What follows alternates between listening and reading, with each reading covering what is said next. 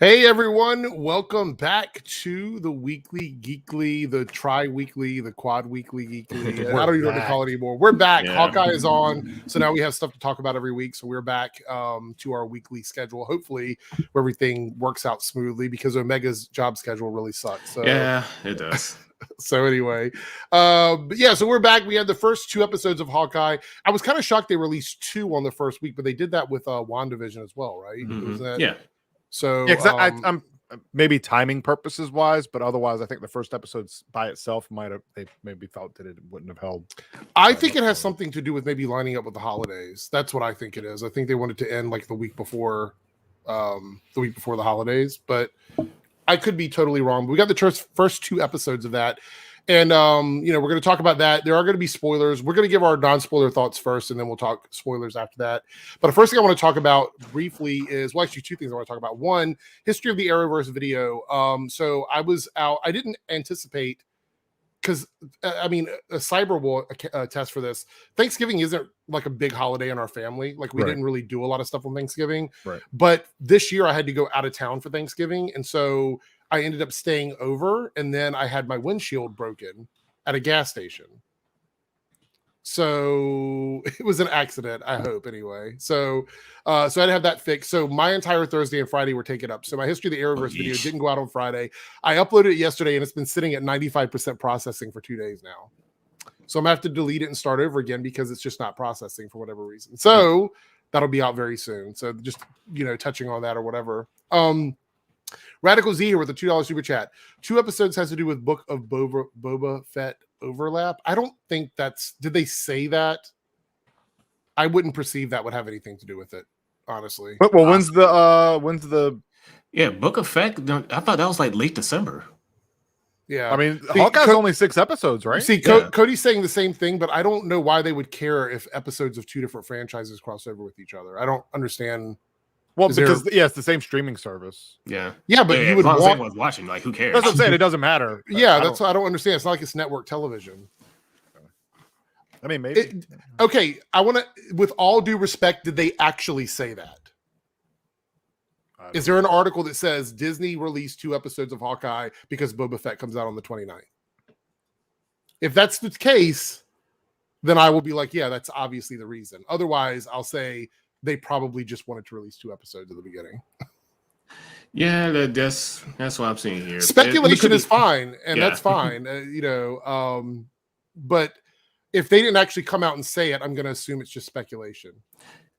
Okay, so no, never saw that in news. It was implied. And okay, again, if there's an article that says that they actually anticipated that, then I will go with that. Otherwise, I'm just going to go on the fact that we got 2 episodes gifted to us on the same week, and I'm good with that. Also, I want to talk a bit about the Spider-Man trailer. We want to discuss some of the stuff in it. I guess we haven't really had a chance to talk much about it, but the trailer came out and there were like 2 different versions of the trailer. And there was one, I think the Brazilian one, that had like the edit that was supposed to be cut out with Lizard getting punched or something like that. And what hit? Yeah. So the speculation is that there is in fact a version of that trailer that has Toby and Andrew, fighting alongside Tom Holland. And if you look at the way that shot is set up, it's 3 villains versus 1 hero, and they're not even attacking Tom Holland Spider-Man in that shot. So this is like the worst kept secret, right? I mean, obviously there's something else in that picture. Is it Doc Ock? Some people have said maybe it's Doc Ock helping him, but then why would they not show that? Because that would show that he becomes a hero. I guess they don't want to show you that. I mean, possibly, but even so, it would look better than just having the Lizard go ooh with no one there, because now people are just assuming that's Andrew Garfield. Yeah. Well, the thing is that so I don't know how many people out in the chat have pets, but there is a subscription service called BarkBox, okay, where you can get items for your pet, kind of like Loot Crate. They come in a box, you open it up, it has different treats, yada yada yada. This month's BarkBox, or next month's BarkBox, I guess it'll be December, is Spider-Man themed, and on there it has Tobey Maguire's Spider-Man in the background. But here's the thing: It is Tobey Maguire's Spider-Man, 100%, but it's a news article from the Tobey Maguire's universe, which we already know they're crossing over from. So is it confirmed, or did BarkBox make an oopsie? That's a good point. Yeah, I see where you're going, but that's a stretch. But there have been leaks for movies on toys as well. It's happened with Legos. It's happened with a lot of other stuff. That's why you're not too far off, but you're not too far off. But I don't know. Look, see, Cody, they let another TV spot slip out, and they're both in it. I mean, I'm not shocked. I'm not shocked at all. Let me say this, though. If you're going to go as far as to have in villains from these other films, why are you pretending like you would not have the heroes from those films in it? And there's different sites of literally no credibility trying to give you the amount of screen time that both the Spider-Men have. One of them was saying 20 minutes. The other one was saying 15 minutes. And people were like, oh, that's not a lot of time. But I think in Endgame altogether, Cap had 8 minutes. So let's go with the predictable. Let's go with the predictable movie style of doing this kind of stuff and say that what's going to happen, and I hope I'm wrong because I want to be surprised. So mark this on your boards here if you're putting a board up with all of our theories on it, because I know everybody's curious. I think obviously our Spider-Man is going to talk to Doctor Strange to try and erase the fact that people know him. It's not going to go as planned. All hell is going to break loose. Villains from the multiverse are going to cross over and start attacking our Spider-Man. And then towards the end of the movie, some spell is going to happen. And it's going to cause them to be, he's going to be out there facing, Tom Holland has been beat down. All the villains have been attacking him. There's nothing left in him. He can't do it anymore. And the camera's going to pan out and you're going to see Tobey Maguire and Andrew Garfield standing there confused about what's going on, but still ready to kick ass. And then they're going to have this big fight scene together with all three of them. They're going to have a conversation about it. And then that's it. That's probably, I'm probably going to show up. Wouldn't be surprised. I would not be disappointed in that. That's fine, but it's so predictable. I really hope that's not what happens. I hope there's more than that, but I have a feeling that's close to what's going to happen. Here's the thing though. And this comes, if you're a wrestling fan, right? This is a story builds, right? And then at the end, they give you the payoff. You know what's going to happen, but just because you know what's going to happen doesn't mean it's going to be bad. So if that's what happens, I won't be disappointed because it's predictable. It's almost like that makes sense. So let's do that. I don't need to have some crazy plot twist to make me feel like, oh, I didn't see that coming. I'm okay with something that I see coming as long as it's something that I am ultimately okay with. So it's fine if that's what they do. Yeah, predictable isn't bad. It depends on how you do it. Just this idea that they're not in it to create buzz is just kind of annoying. Like chances are in that trailer when you saw Tom Holland's Spider-Man jump after MJ, that's probably not even Tom Holland's Spider-Man. It's probably Andrew Garfield's, because spoiler alert, that's literally what he didn't do in his film. And then he'll get the redemption of saving MJ. It's probably not even Tom Holland. It's just CG, guys. Yeah, if you remember, because I still go back to the Thor Ragnarok trailer. That's how every single scene in that trailer was completely different. In Infinity War, it literally showed Hulk, and he wasn't even in the film. Yeah, and there's a jungle scene that didn't even exist in that movie where they're running together. So it's like the trailers are literally just. They're lying to you. Just straight up. It's just to say the film's coming out on this date. Here's a couple shots. Be happy. Right. Robert here with a $5 super chat and a Team Eric member. Thank you so much. You guys just want to give a nice big weekly geeky shout out to the love of my life, my one shining light. Can we say hi to Taya? Is that Taya? Taya? I hope I got that right. Yeah. Who is stealthing into geekdom. Taya. Hello and welcome to the one of us. Become one of us. Radical Z here with a $5 super chat. Also a heads up, episode 4 as they post credit scene. Apparently Hawkeye was the best premiere in my opinion, next to Loki, although Hawkeye going to a large. Oh god, that was hilarious. We'll get into that. I'm actually very looking forward to getting into to Hawkeye. So let me scroll down here, make sure we got everything. Okay, so anyway, I told this, I said this to Cyber, I've said to everyone that I've talked to about the Spider-Man trailer. I am already extremely hyped for this film. There's nothing a trailer could show me that would either make me feel more hype or less hype. I'm literally at the level that I'm at. There's no new information that could change any of my opinions about it. I'm just ready to see the movie. We've only got a couple weeks now before it comes out. So I'm just ready for it to go. And I do believe if there's any movie this year that's going to get close to that $1 million finish line, it's going to be Spider-Man. I think Spider-Man is going to be the highest grossing film of this year within the last. Yeah, years, absolutely. Honestly. I don't think it's going to be. I don't think it's going to be a question. I think this film is going to break whatever record that people want to hold on to since COVID. Like this is the highest grossing film. Well, because the thing is, if there's anything that people are going to feel more comfortable about going out to, it's going to be something like Spider-Man, because it is one of those films where people, it pulls on nostalgia, and people like Spider-Man is a household name. He's the biggest grossing superhero in the world. So I do believe it's going to make a difference in cinema or whatever. So there we go. That's all of our Spider-Man thoughts. If you guys have any questions about our thoughts about the trailer that we didn't talk about, leave it in the comment section. But Triple X says, who's excited for the Avengers Spider-Man DLC? Dude, I saw like there's no story. There's no story. So bad. Whatever. I was wrong about Guardians of the Galaxy. Guardians is apparently amazing. I haven't played it yet, but I hear it's really good. Yeah. Like there's no story for that, and the reason why there's no story is because it's only on one thing. It's not on every platform. Yeah, they're not gonna. Yeah, they're not gonna spend the time and resources.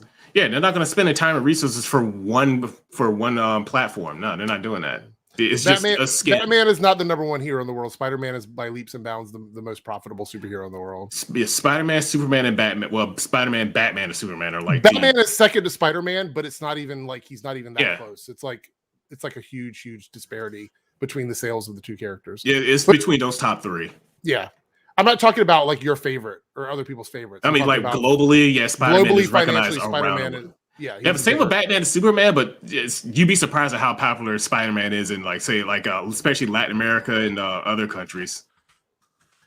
Especially Japan. They pretty much made their own Spider-Man with a giant mech. You know that mech that he actually was stolen, and they only have like 2 scenes with the mech? In the Japanese version of Spider-Man. It's funny. Just a little kind of blurb there. Anyway, go ahead. I was just double checking. Yeah, Spider-Man's still number 1. I just wanted to make sure I was giving him proper information. But Lita Pardon got stolen. That's why there's only so many scenes with it. Yeah. Radical Z, $5 super chat. My prediction is at the end, Toby says to Tom before going back into his universe, remember these words, with great power comes great responsibility. I'll be okay with that. I'd be okay. Yeah, I mean, that would be fine. I'm up for a little cheese with Spider-Man. Spider-Man is one of those films where I don't mind it to be a little bit cheesy. I think the only movie that crossed that line for me was the third film of the first trilogy, obviously, because the dance scene and all that. Yeah, it just went a bit much for me. I didn't mind the villain combo. I think Sandman, Venom, and Hobgoblin, fine. Now, combo, with all this multiverse stuff, this is kind of like just a pie in the sky. Just if I had my way, I'd make this happen. When's Meryl Streep playing Madam Web? When Foggy? When? I have a feeling that Madam Web will end up being a younger version of that character. Yeah, probably. I think everything you can tell with the Hawkeye series, with all the like young Avengers, they're passing the torch. They have to, because actors get older. So this gives them they want to move on to do other stuff. Well, this also gives them actors that are young enough to do like a decade, 2 decades. That's what I mean. So if you think about it, like Tom Holland now is like becoming the oldest of the new scene. Yeah. So. Yeah. Well, I mean, also the thing is, you have characters like Doctor Strange, who's obviously going to be around for a while. I don't think he's going anywhere, but I do feel like they're setting him up to be like this unreliable mentor character. So we'll see. All right. So before we dive into any spoilers for Hawkeye, I know some of the chat's already started spoiling it. Let's just give our general thoughts on it of the first 2 episodes of what we thought, and we'll go from there. I'll go first. So Hawkeye is a show where I wasn't totally sold on originally, but then when the trailer came out and I saw that it was going to be at Christmas, and it felt very like it almost felt series, just like Die Hard's a Christmas movie. Yeah, it felt very 80s to me. It was a very seasonal film. Obviously love the casting of Kate Bishop. I think Haley is really good in this role. Jeremy, I've always loved him as Hawkeye. So I thought like the combo of those 2 characters together were going to be a lot of fun for me. So going into this, I was a little bit I was hopeful that it was going to be good, and that it would at least be the story would be good, and that the action scenes would be good. And I wasn't let down. I think that the first 2 episodes definitely hooked me. I'm ready for more of this story. There's a lot of little Easter eggs and things. We're going to talk about those at the end. And obviously just the idea of this new Hawkeye coming in and the backstory being established. I do like how Disney Plus is giving us this more complex version of like introducing characters. I would not be mad if all the characters were introduced on Disney Plus and then went on to the movies.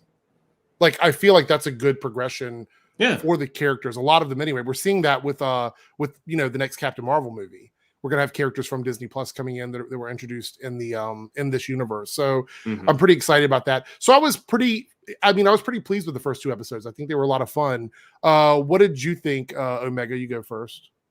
Of the first 2 episodes, just no spoilers. At first I really wasn't too interested in it, but as soon as I saw the trailer and saw how they was going to play out, you know, kind of like more grounded, almost die-hardish, like I said before, type of feel there. That's when I actually was getting more interested. And after seeing these next 2 episodes, I'm waiting for more. To see where this goes. Yeah.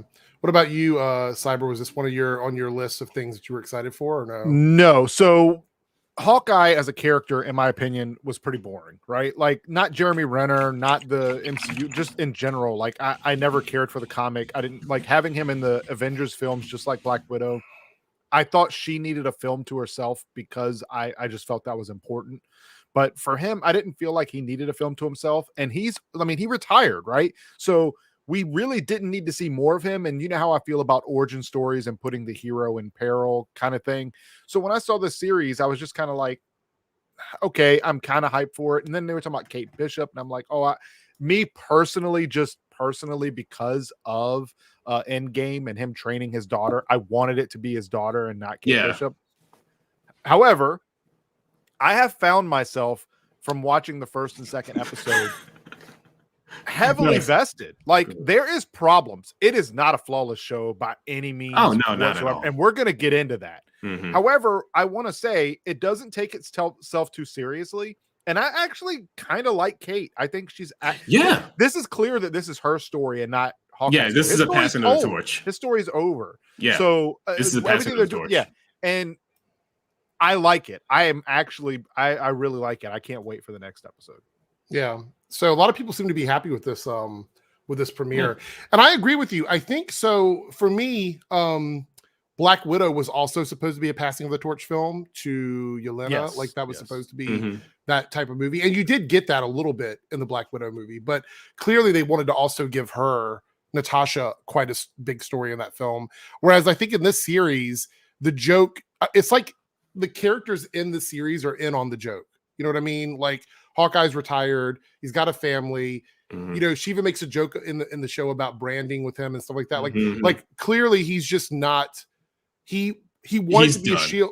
He wanted to be a shield agent. That's what he wanted to be. He wanted to work covert ops and someone behind the scenes fixing stuff. Went way left field for him. Yeah. That's what he always said in Ultron. He's like, this is crazy.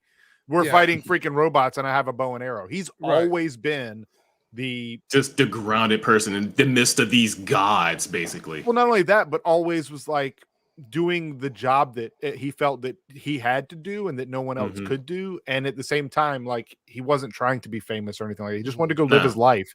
And so this story I always thought was like, again, I wanted it to be his daughter, but it wouldn't really make too much sense because he doesn't want that life for her. You know what I mean? So All right, so with that being said, we're going to jump into spoilers. So if you haven't watched both the episodes and you don't want to get spoiled, we're going to talk details. And so for the next like 30 minutes or so, we're going to really dive into the show and talk about some of the stuff. I got a couple articles open that I found to be very informative about the episode. We'll go through all the characters and everything. But I want to start off by saying that if anybody read the origin for Kate Bishop in the comics. I didn't. Okay, so Kate Bishop was introduced in Young Avengers in the comics, and she came from a wealthy family. The story isn't like the one from the TV show. I figured. And you know, she was inspired, and she was a big portion of what the Young Avengers were in terms of supplying them with their costumes and basically setting up the money they needed to be a team.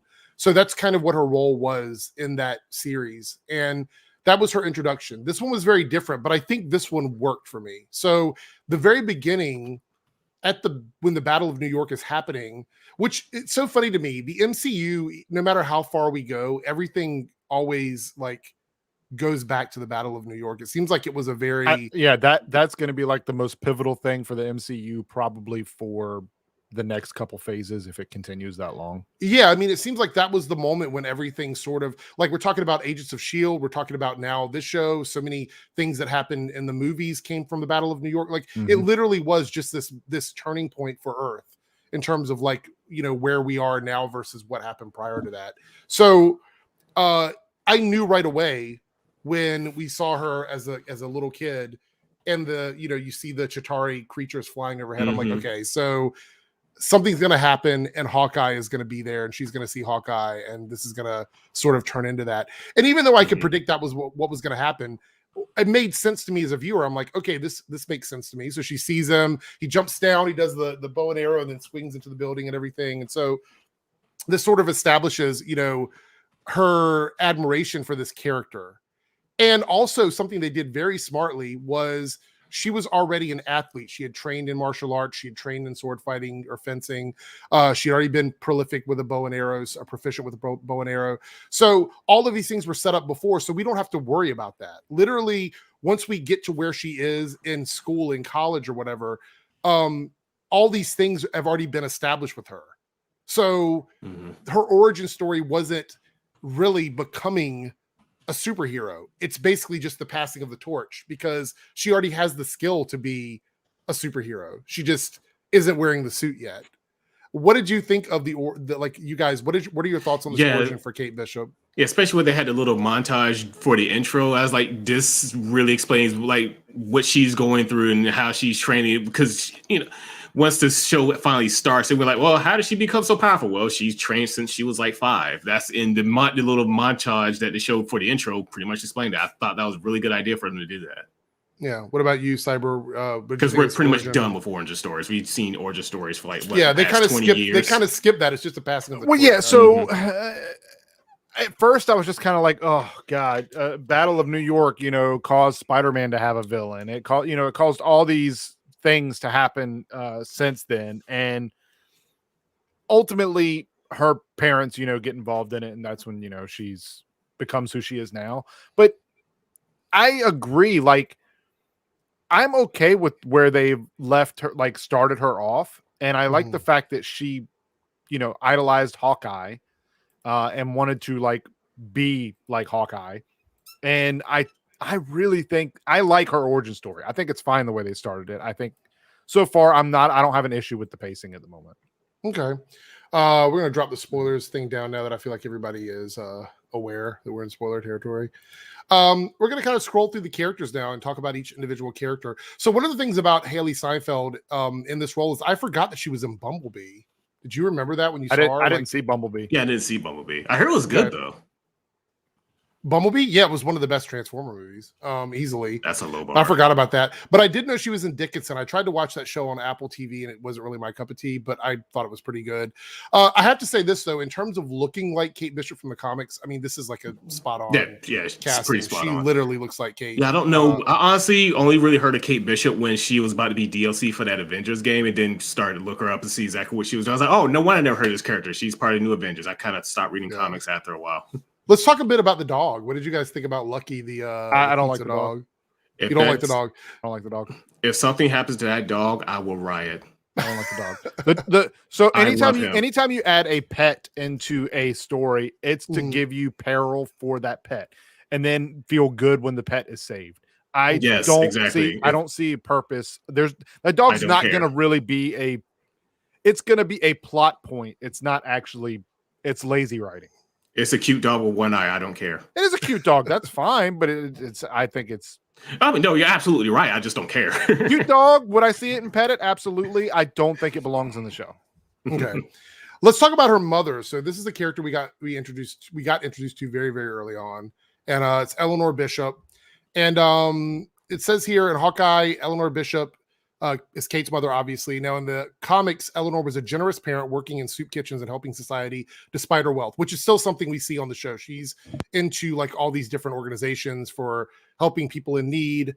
And then she died while Kate was young, which we did not see that in the series, only to reappear later on, ordering Madame Mask to take down her daughter. Eleanor isn't completely evil, however, which makes her even more unpredictable. Will she be revealed as Madame Mask herself? And I think in the comics, she was also a vampire. I don't totally remember, but maybe the chat can let me know. I do believe she was a vampire as well.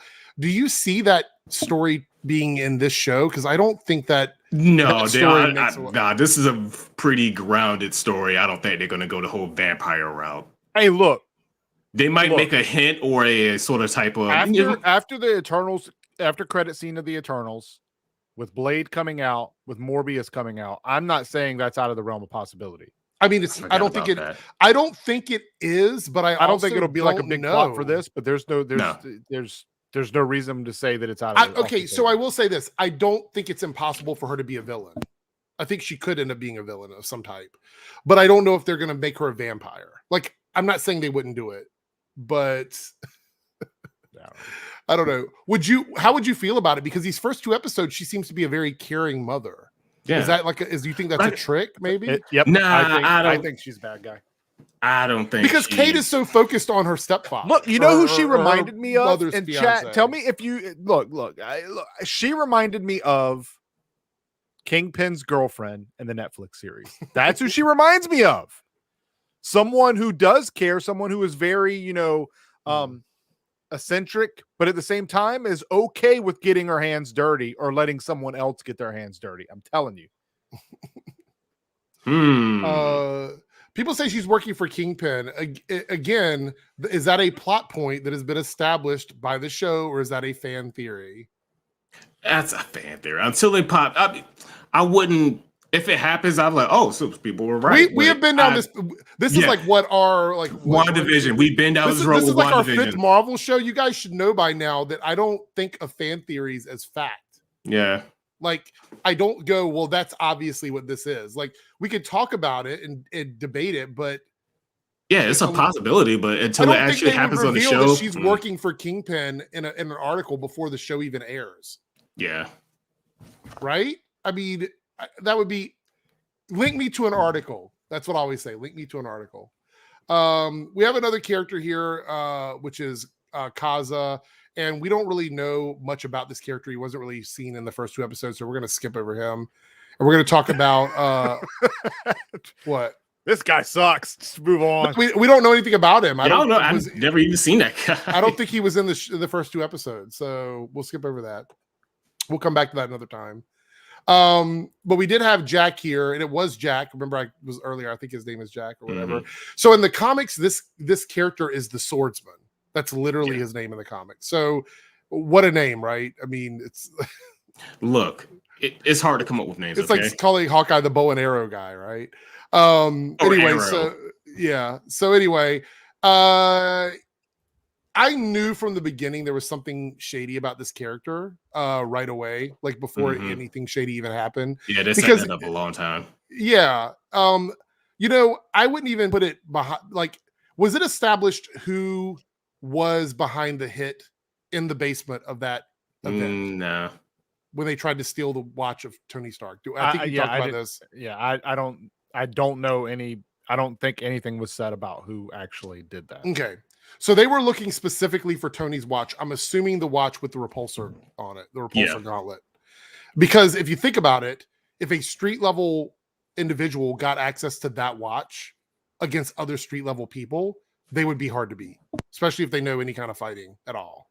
So getting that watch would be very important for them. Plus, they could probably find someone that could backwards compatible that watch and make it into other stuff. So anyway, the technology was what they were looking for. They didn't care about like the Triceratops skeleton or the sword, the costumes, whatever. They wanted that watch. But this is when Jack took the opportunity to grab the sword that, what was it? Armand the 7th or something? He was the third. He was the third. The third. Oh, the 7th was the kid. Yeah. Anyway, he got the sword, and Kate ends up following them down because she doesn't trust this guy, obviously.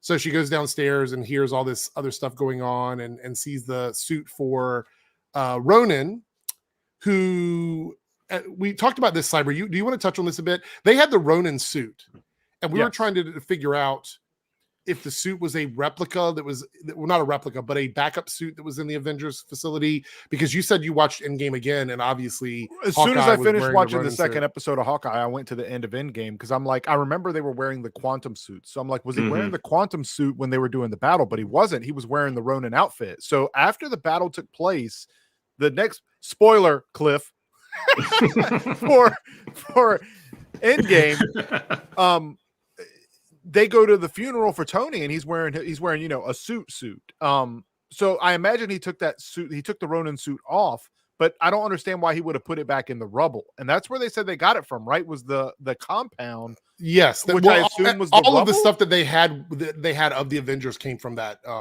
destroyed compound. Yeah. So I would venture to say he would have multiple suits, right? Let's just, I mean, you got to watch. It's probably one, right? multiple. Yeah. Yeah. But the that's what sword I I was okay with because he did drop the sword. He dished the sword. So, well, the other thing I thought about was, is it possible that he put the suit in the rubble to make it look like Ronin was killed in battle? Like maybe we'll probably never know, but to me it was just like that's crazy. Yeah. So that bothered me, and the collapsible sword bothered me, but whatever. I was like, so what was it collapsible? But whatever. There are problems with this show. It's not perfect, but right. We will get into that. But obviously Kate doesn't trust Jack, and they're setting us up as the viewers to believe that Jack is behind the death of Armand. That's what they're setting up. Mm-hmm. But some people believe, and even you mentioned it, or one of you guys mentioned it, that maybe it was the mother who did the killing, and that this is a misdirect, and that even if he is a hired hand, he isn't the person that killed Armand. And in the comics, if I remember correctly, Swordsman was the person that trained Hawkeye, but I don't think they're doing that. They're not series. going down that route here. So this is just a character that's being introduced as another like sword fighter type character. I think they're tricking us into believing he's like some big villain, and he's going to be a character who has villainous stuff, but he's not going to be the main villain. That's what I think. Any thoughts on that? I think that at this point there's already only 4 episodes left. I don't think it's going to be some huge plot twists. I think it's going to be kind of straightforward. Does Kate know Barton was Ronin? I don't know if that was. I don't think so. I don't think so. Because then they wouldn't have thought that Ronin was like, that would have been public information, I think, and the tracksuit gang or whatever their name is didn't know who Ronin was. So I think it wasn't established that was in fact him. So all right, so this is a character we met at the very end of the episode, which is Echo, who has been introduced in this shot where they've captured Hawkeye and Hawkeye, both Hawkeyes. And so you see her, and if you guys didn't know, this is the character in the comics is a deaf character.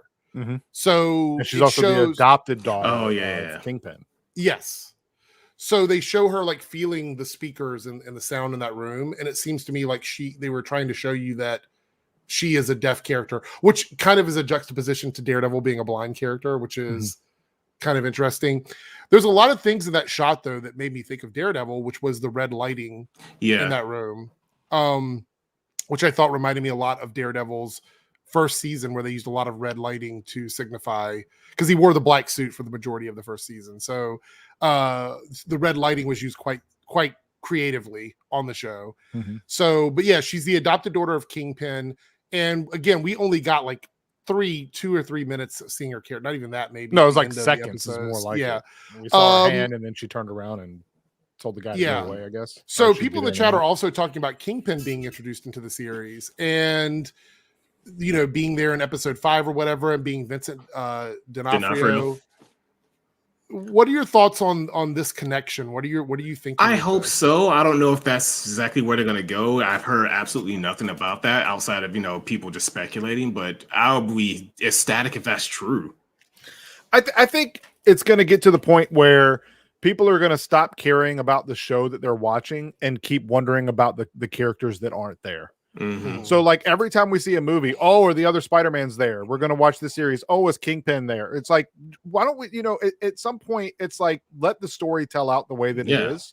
And then let's see what happens. Because if Vincent is in this, Then the speculations from that are going to be, is it the Netflix version? You know, there's so many different things. The other thing about it is that we went through this, like the one show that I remember that it was a big problem with was WandaVision, obviously. Yeah.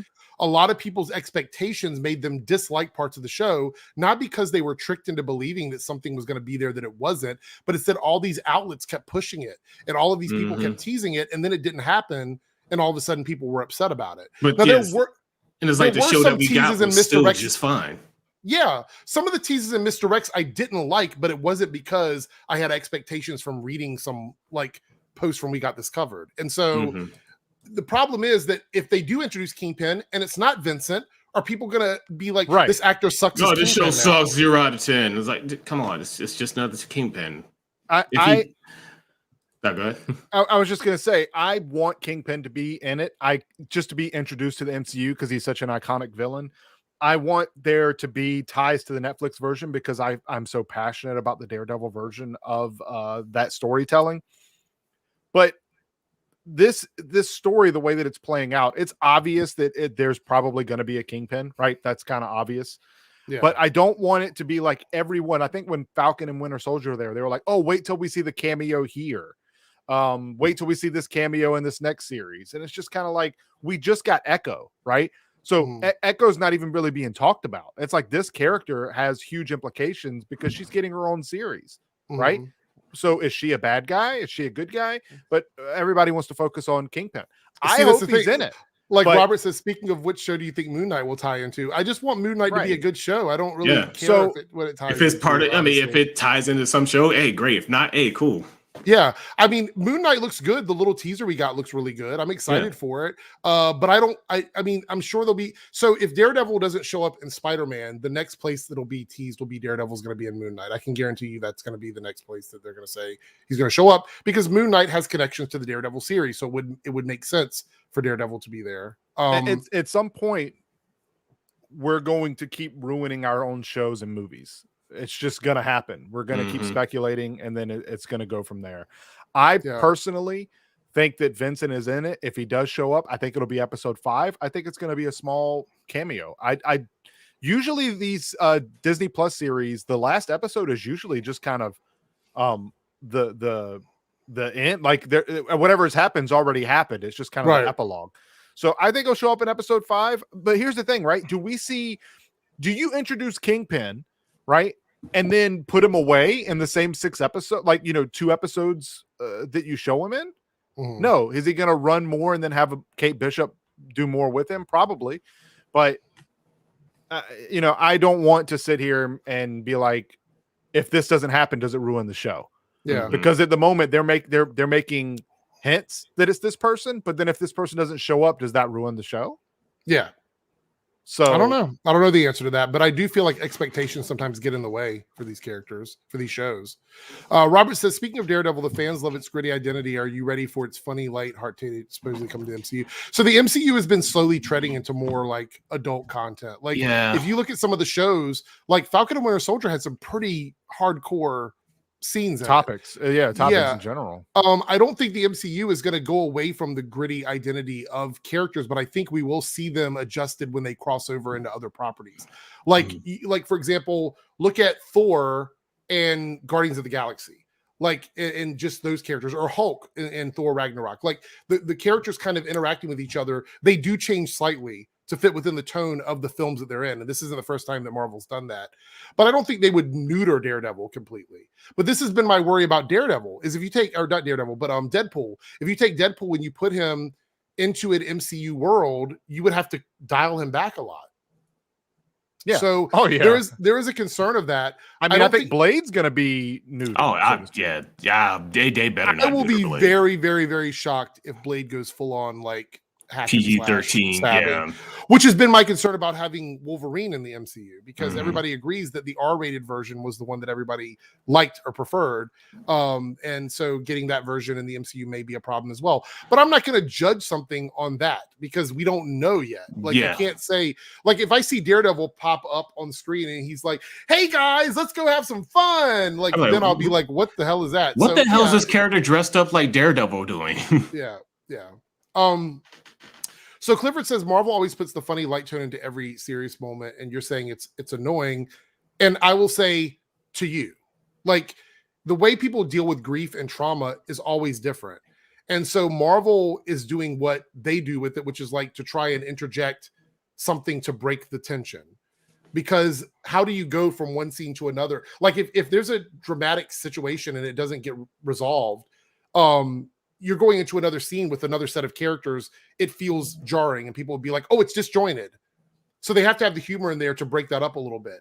And they don't do it all the time. Not all the time. I will say some of the shows, like for example, the end of WandaVision, without spoiling it, was a very serious moment with the sweetness between a lot of our characters that was not interjected with comedy. So it doesn't always happen. I will say they do it more than other films in this genre, but that's okay. And that's why they're the biggest selling version of this genre in the world, because they are catering to a bigger plate of people. You got to remember who they're catering to, right? Yeah. Like they're catering to children. It's a family-owned establishment, Disney, right? So I get the criticism. It's like, oh, why is it all super happy all the time? But I get that. But if you want your dark stories, there's Marvel Comics. That still exists. It's still a thing. Would I like to see it on screen? Yes, but this iteration of it, I understand what they're going for. I wouldn't take my kid to go watch Deadpool, but I can take my kid to go watch Hawkeye. And that's okay with me. Let me ask you a question. Would you want to see Thor depressed in a movie that was just like a actual legit depressed person? Would you want that? This is a serious question for everybody in the chat. And I'm asking this honestly. Do you want to spend the entire movie with Thor being depressed and not saying anything and mumbling? And I mean, I wouldn't want to sit through an hour of that. Depends on how they do it. No, you wouldn't want to watch. It wouldn't be good. It's you wouldn't want to watch that. I mean, that's like watching somebody go into a downward spiral. Like, oh, so you just mean my daily life? Also, I go to these movies. I want to be taken out of the harshness of the world. I don't want to be reminded about how awful everything is. I mean, I didn't. Okay, so put this out there. I didn't particularly like the take of Thor. I didn't like the Endgame version of Thor. I didn't think it was great. As some people did, and that's fine. But I definitely would not want to see the opposite of that. Like I wouldn't want to see him super depressed either. So that maybe he's depressed and comes out of it like he did in the movie, but yeah. I am sure there's a ton of people I see both sides, honestly, that wanted Endgame to be like 4.5 hours of just like these shots of characters looking around, no talking, destruction in the air, just like, no, I don't want to see that with these characters. That would have been a complete disaster in my opinion. I mean, there has to be levity. There's a balance you have to have, and you can't have that for the entire movie. Like it just doesn't happen. Like the moments like when, like, spoiler alert for Endgame, there's moments where like Tony Stark dies or like Black Widow dies or whatever. Those moments don't hit the same way if everything is awful all the way through. They just don't. They don't hit the same way. So there we go. We're on a completely different topic. We're not going to be talking about Thor at Endgame here. I was kind of touching on the fact that I think that Marvel's balance is good for me personally. Well, and that's because if you look at Hawkeye right now, it's very campy. Yeah, it's like I say, it's Die Hard. It's just another version of Die Hard. But I do believe that that's because they're establishing this is the tone of Kate's character. Mm-hmm. Like Hawkeye is the passenger in this series with Kate Bishop. So I do believe that they're saying this is Kate, this is her life, this is how she sees the world. And we have to also remember a really good movie takes you into the world of the character you're following. This is why, like in completely different film franchise, a movie that I did not really care for, but I understand what they were trying to do, was the Harley Quinn Birds of Prey movie, right? It was not a great movie, but the movie was supposed to be through the perspective of Harley. And Harley is a character that is very unpredictable, unreliable, kind of all over the place. And that's the character we're following in the movie. And that's how she perceives life. Like that's how these movies are supposed to be. Like when you have a character you're following, you're supposed to be seeing the movie through their eyes. And so in a movie like Endgame, where you have 20 characters that you're following around, it's going to feel weird because characters are all seeing things differently from their perspective, which is why, like Eternals, we've talked about this before without any spoilers. Eternals had a tough time because you had so many different characters with different perspectives, and sometimes they just can't get it right. There's sometimes you just can't do it. And so like the Russo brothers, and looking at what they did with like these big movies, some directors understand how to tell those kinds of stories and they get it. Some don't. And it doesn't always work. But that doesn't mean that it's awful or that it's bad. And I like the tone of Hawkeye. I think it fits. If this were a very super serious, like Falcon and Winter Soldier type story, I don't think it would work, to be honest. Well, no, I don't and think it would. I think she's trying to take the role of the future version of Hawkeye, obviously, right? And he was more of the comic relief. He was the grounded comic relief. That's his role. I don't know why my mic keeps like skipping. I think my internet's jacking up. I don't know. Anyway, but look, like I'll put this out there. When it comes to Marvel, I think there's enough different versions of Marvel live action that everybody gets a little bit of something. Yeah, and I do see that they are straying from the formula. Yes, starting to. Which is why they tried to do something different with Eternals. And I know you didn't see it, Omega. Yeah, I haven't seen it yet. They tried to do something different with it or whatever. We're not going to spoil it here. Trust me. No. But what I will say is, if you like the dark and gritty Marvel stuff, the Netflix shows are still there. They're good. Go back and watch them. There are a lot of good things there. I'm actually literally because with all the people talking about Kingpin showing up, right? I want to go back and rewatch. I'm going to literally go back and watch all 4 seasons of Daredevil. Yes, there's 4 seasons, not 3. There's 4. I'm just throwing that out there. Defenders is Daredevil, but Daredevil, I'm going to go back 2.5. Yeah, I'm going to go back and watch that because it's a masterpiece written, and I want to rewatch it. It's fantastic. Yeah. They are definitely, if you've been paying attention, they're definitely setting up a Young Avengers. That's I don't know if they'll call it that, but that's definitely going to be a young team up of sorts. Like that. I actually think they're going to skip Young Avengers, and it's just going to be the New Avengers. That's what I think they're going to do. I don't think it's going to be titled I think it will be younger Avengers than the ones that we've had, but I don't think it's actually going to be. They may do a Young Avengers. I don't know. I want to be surprised by it. All right, this is the 15-minute or like 13-minute warning before we wrap everything up. Yeah, let's actually talk about Hawkeye. Yeah, we're going to actually talk about Hawkeye. Yeah, we're going to go through. There's an article here over on /film that kind of goes through some of the Easter eggs. Let's end this on something fun. Okay, so Shang-Chi was on the Marvel's logo at the beginning of Hawkeye in the M, and a lot of people were kind of going wild over that. I love this character, Shang-Chi. I can't wait to see him and the Ten Rings fighting alongside Avengers characters. I think it's going to be amazing. This is just a fun little thing. This isn't really a huge like Easter egg, but it is something cool. Omega, you saw Shang-Chi, and what do you think about him coming into the MCU like now? What are your just general thoughts quickly? Just finally, maybe. My hope, like I said, I'm a big fan of Cosmic Marvel. Maybe they're going to bring the Malekians in here. Hopefully. Okay. All right. Let's see. We got Stain Tower. We catch up with Kate Bishop in present day. She's pulling off a bit of college prank with her friends. Using her expert archery skills, Bishop rings the bell in the oldest university bell tower in the United States, only to accidentally make it crumble. In case you didn't see the sign of the bell tower, it's called Stain Tower. A plaque to the school grounds confirms that it's named after Obadiah Stane, the Iron Man villain portrayed by Jeff Bridges. I didn't see this because I wasn't really paying much attention. Yeah, I wasn't paying attention at all. Easter egg. I missed it. Tigra, is that you?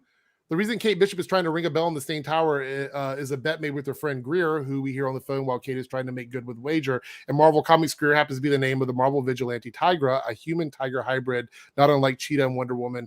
Hawkeye actually squares off with this character in the comics, but it's likely nothing more than a cheeky reference. It's just a reference. They're not going to bring a half-human, half-tiger woman into this.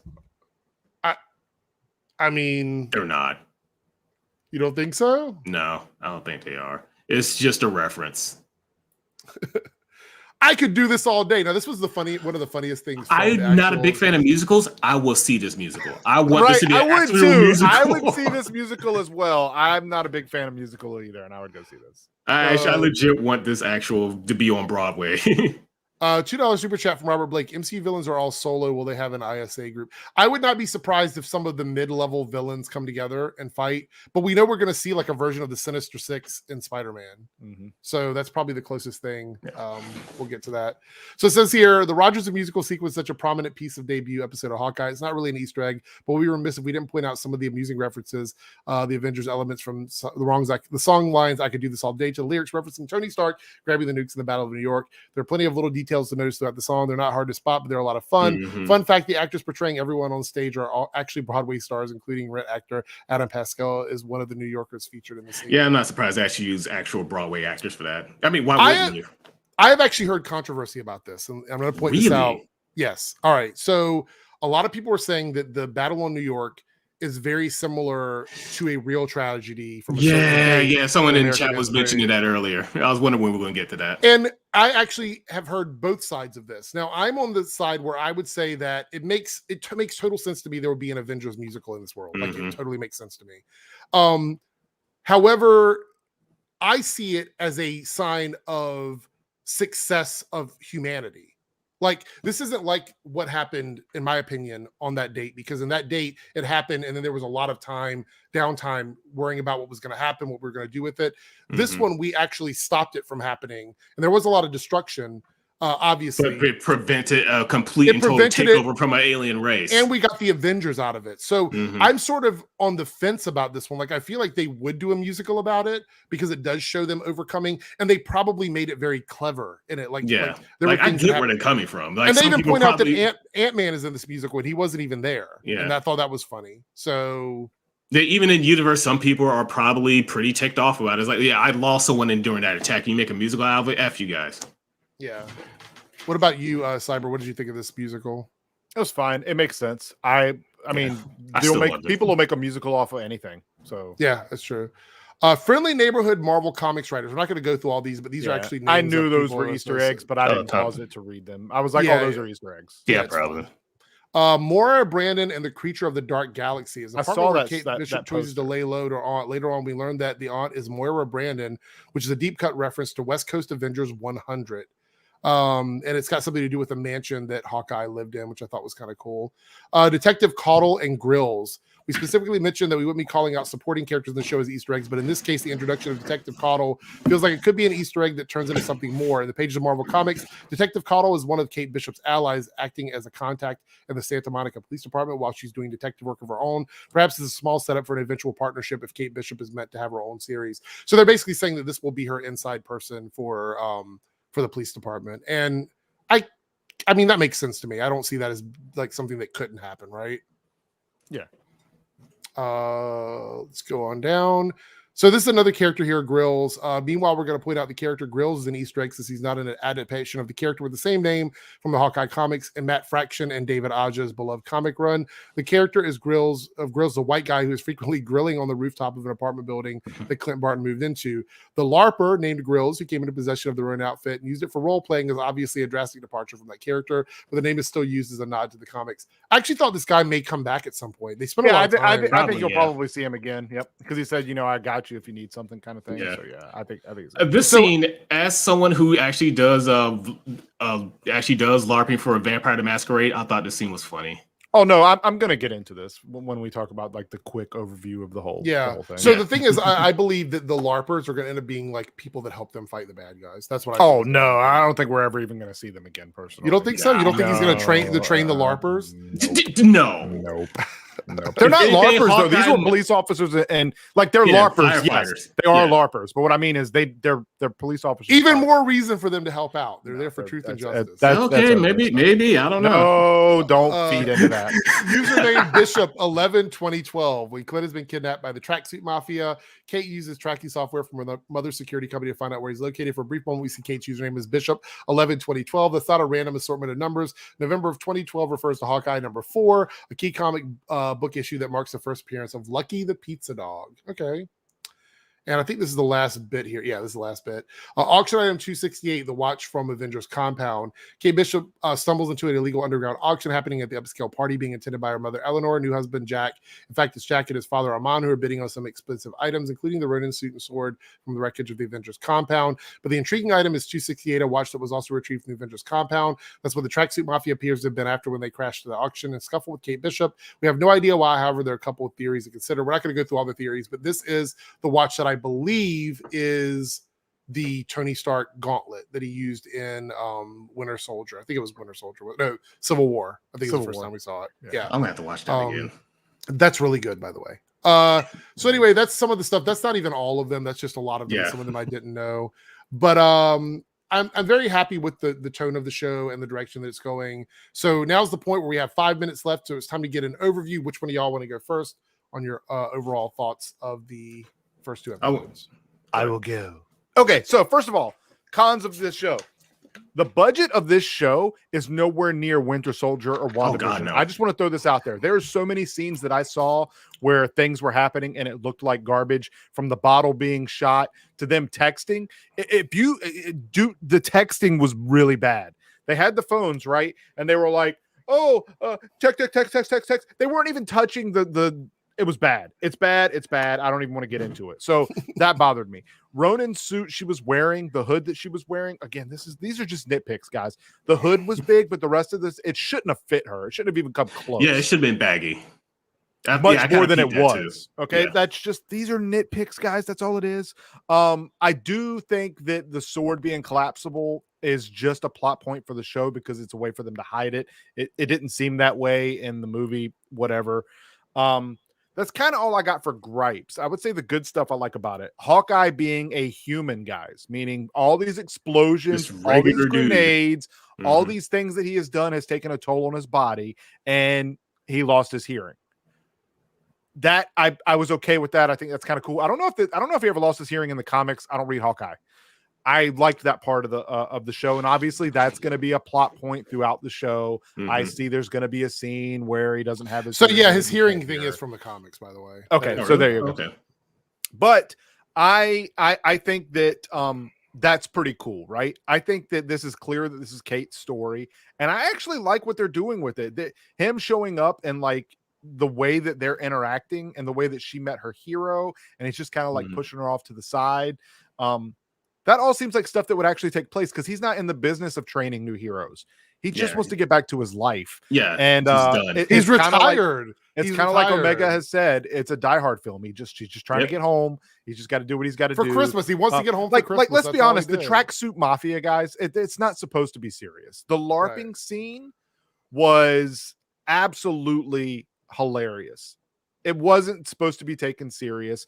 It's not a end of the world type event. So him playing along wasn't like, oh my God, this is so horrible, because it wasn't like it was 5 minutes before the earth blows up. He's just trying to get the suit back. And then he's going home. You got to remember, he was just going to get the suit and go home. He's not trying to help Kate. So he had time to just try and get this and get out of there. I did think it was interesting that after the LARP was over, it wasn't midnight like they said it was going to be. Well, I think it's just when he was done, and they're still probably continuing on. Yeah. So, but I think that overall, I am actually very interested in this. I found myself laughing quite a few times, getting past the budget nonsense or just the poor decisions with the texting, a lot of the CG scenes. I'm enjoying this, and it's much more. I'm actually enjoying this more than I thought I was going to, because I never read Kate Bishop's version of the comics. I didn't even read Hawkeye. I just liked him in the MCU. I still think Green Arrow is a better character when you compare the two. But this isn't his story; it's hers, and I'm okay with the way her story is playing out so far. I'm very interested. By the way, I hope Kingpin does come out. Yeah. Before you start, Omega, I do want to point out the show is called Hawkeye, not Clint Barton, and we knew from the beginning that they would be using both characters of Kate and Clint in the show, and in the comics, the title of Hawkeye does get passed on to Kate. So I think being upset that it's not a Clint Barton show. I mean, did you watch any of the advertising? I mean, this is clearly was going to be a show about Kate Bishop. I mean, there's nothing to watch with Hawkeye. I mean, I like Jeremy Renner's character and his portrayal of Hawkeye, and I would like to see these characters forever. But it's kind of like I've gone to wrestling, I think already once in this podcast, but if you're watching wrestling and your favorite wrestler is the Undertaker, at some point, I don't want to see him in the ring anymore. Yeah. At some point when they reach a certain age, Ric Flair. You don't want to see him in the ring anymore. He don't need to be in the ring anymore. I love Ric Flair, but he don't need to be in the ring anymore. Put him on the side and let him commentate. Just let him do Hawkeye's story it's done, guys. So let's try and wow, I really didn't seem that way. So Cody says the budget is 150 million, same as the other shows. Well, they're spending it somewhere. And go back and watch the texting. I'm not kidding you. They're not even pressing the buttons. It's just typing words. I'm wondering if there's something big that's going to happen towards the end of the series that's costing them a ton of money. That's the only thing I can think of. Because if you compare the special effects from like WandaVision and Falcon and the Winter Soldier, it's a completely, even Loki.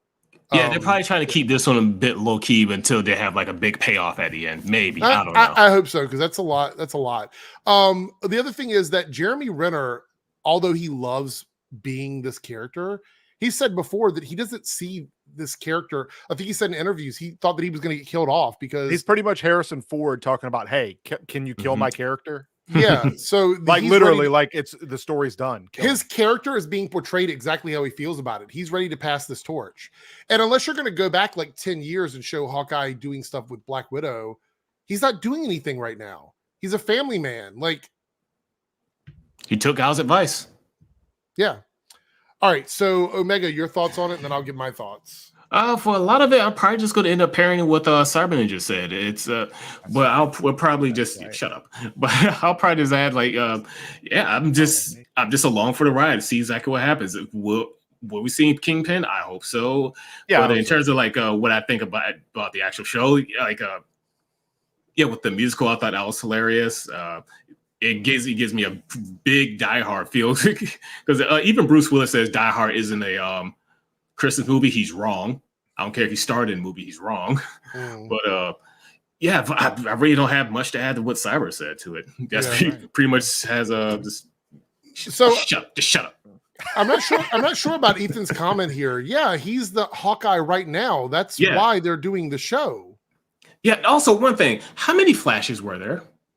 How many Robins were there? Yeah, there's like been tons of those characters. This is just another Hawkeye. It's like, why are people getting their panties in a bunch over? Oh, why is this Hawkeye a woman? I totally understand if this came out and Kate was awful and the show was bad. Yeah. Oh, if Kate was a terrible character, I'd have been all over. This character sucks. Get rid of her. I like she's good.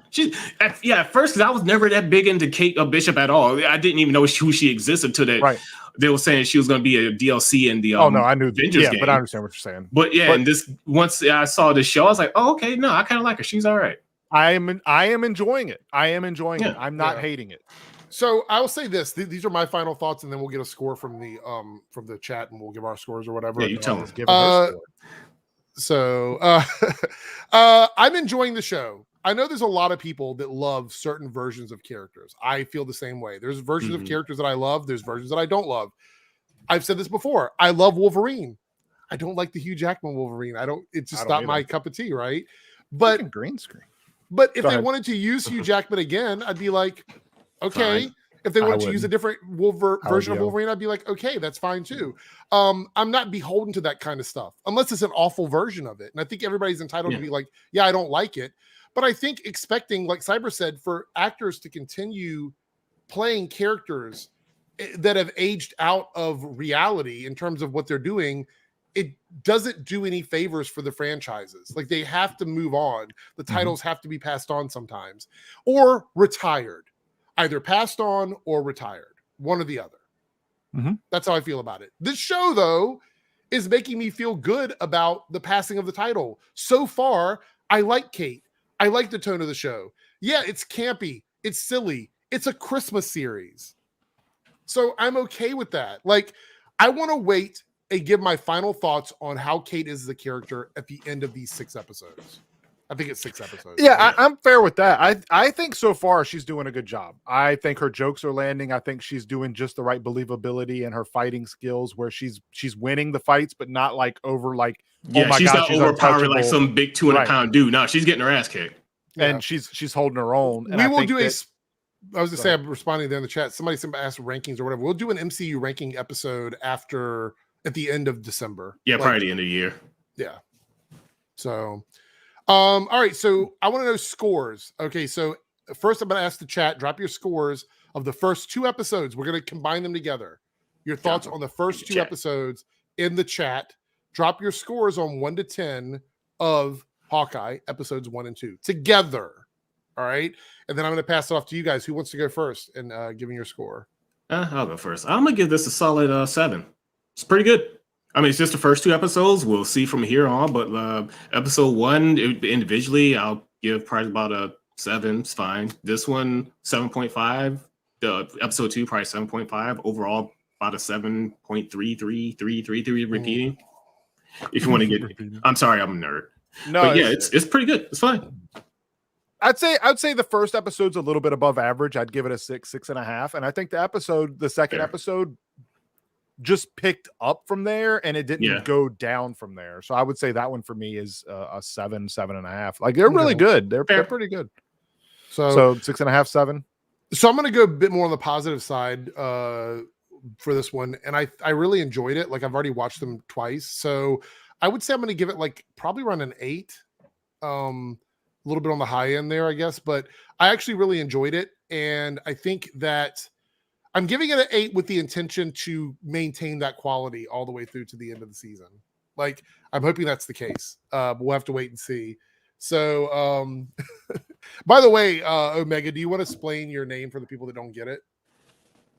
It's by my will alone I set my mind in motion. It's by the juices have food, the thoughts acquire speed, the lips acquire stains, the stains become a warning. It is by my will alone I set my mind in motion.